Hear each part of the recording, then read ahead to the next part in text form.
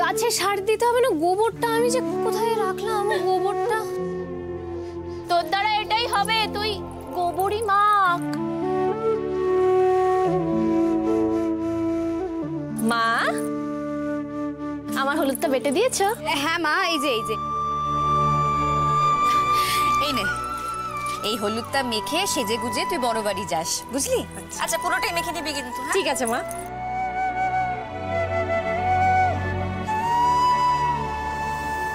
পুতুল, সকালে স্নানের আগে গায়ে একটু হলুদ ছুঁয়েছিলি? এই বাবা, আমি না একদম ভুলে গেছি গো। দেখেছিস? তোর কাণ্ডটা দেখেছিস? মালতী, পুতুলের গায়ে একটু হলুদ ছুঁয়ে তো। ওকে না হলুদ মাখতে না বলে একটু ব্লিচিং পাউডার মাখতে বলো, তাতে যদি ওর গায়ের রংটা একটু খোলে।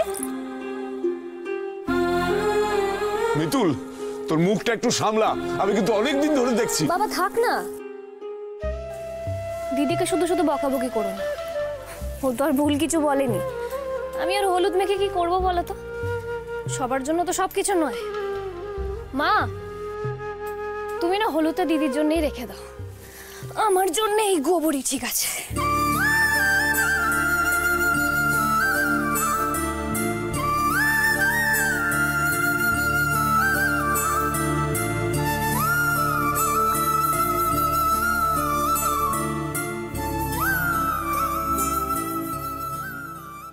আজ ঠিক সকাল 10:30টায় বড় বাড়িতে মা সরস্বতীর অঞ্জলি হবে। পুজো হয়ে গেলেই গিন্নিমা নিজের হাতে 5,000 টাকার ভাতা তুলে দেবে। শুনুন পুতুল, দেরি করিস না, চট করে বড় বাড়িতে ফুল পৌঁছে দিতে হবে। দেরি হলে গিন্নিমা কিন্তু হাল বেহাল করে দেবেন। বড় বাড়িতে আজকে বিরাট আয়োজন। কিরে, শুনলি? তুমি একদম চিন্তা করো না তো, আমি এক্ষুনি তৈরি হয়ে নিচ্ছি।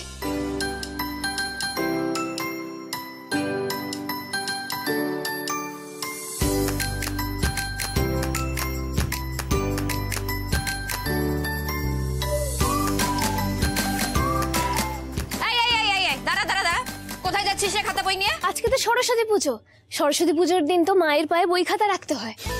আমি ভেবেছি এবারে বড় বাড়িতে ঠাকুরের কাছে আমি আমার বই খাতাগুলো জমা রাখবো।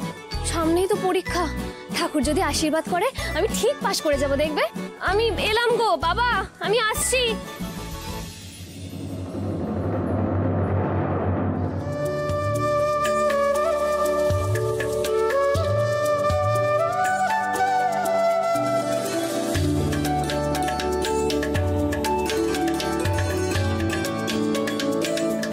ছোট বৌদি, এ তুমি কি করতেছো গো? কি ব্যাপার রয়নি, তুমি বসে বসে বেলপাতাগুলো ছিঁড়ছো?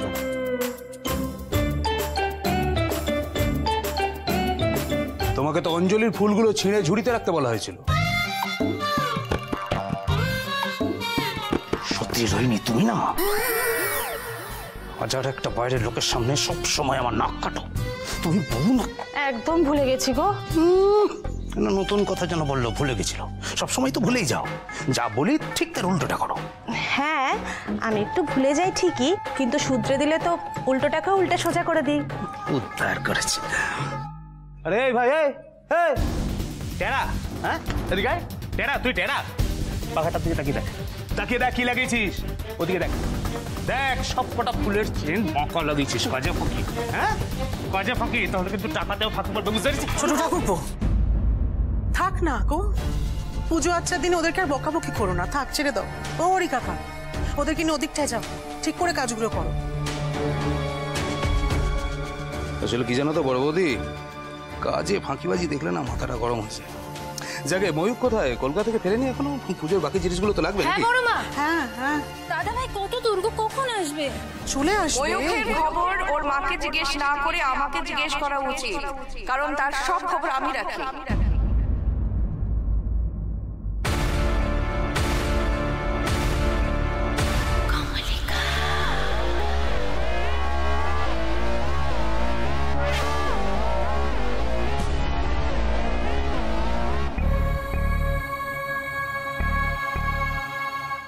ওর ফিরতে একটু দেরি হবে।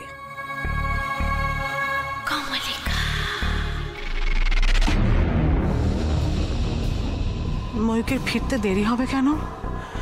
এতক্ষণে তো চলে আসার কথা।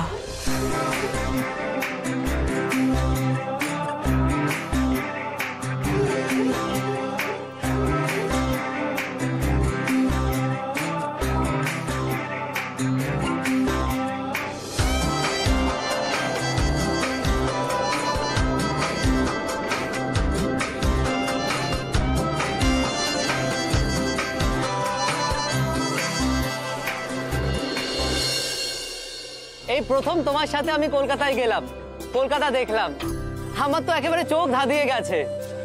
আমার তো মনে হচ্ছিল ওখানে থেকেই যাই। সত্যি রে, কলকাতা খুবই সুন্দর। আচ্ছা, তোমাদের তো টাকা পয়সার অভাব নেই, তাহলে তুমি কলকাতায় না থেকে এই গ্রামেই কেন পড়ে আছো?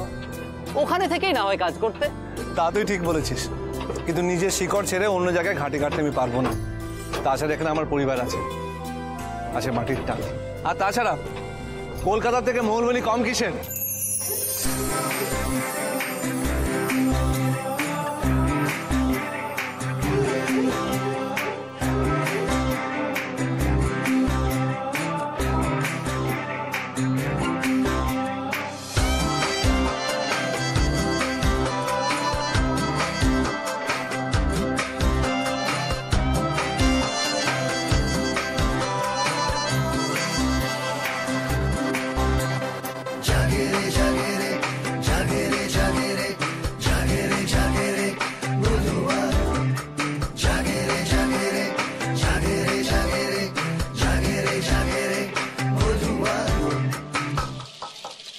কার ঘুমের ভেতরে জাগে রে পাখিদের গান,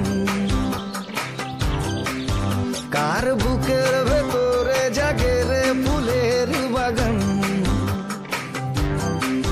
সে কি কথা দিয়ে রাখবে না, চোখ চুমে দেখবে না, আসবে না ঘরে